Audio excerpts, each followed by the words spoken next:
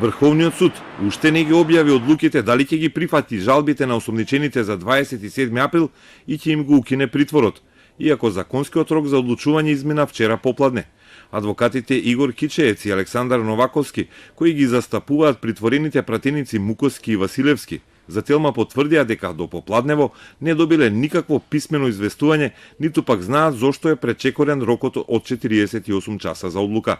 На сајтот на Врховниот суд не е објавена никаква одлука за притворот, а на нашите повици не одговори ниту председателот на судот Јово Вангеловски.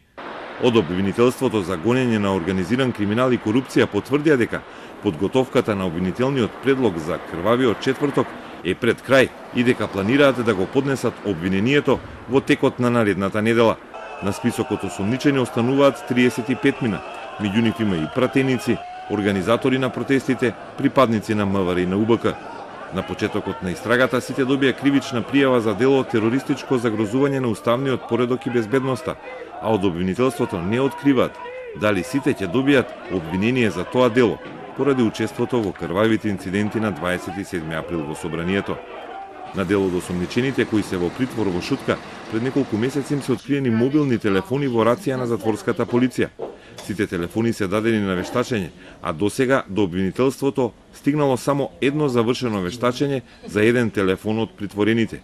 Изворот од истрагата вела дека немало драматични откритија со тоа вештачење, бидејќи мобилниот телефон го користеле повеќе притвореници од иста ќелија и контактирале со своји блиски.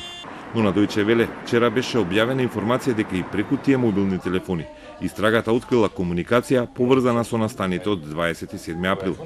Адвокатите со кои денеска контактираше Телма тврдат дека не добиле известување од судот или од затворот дека се одземени телефони од нивните притворени клиенти.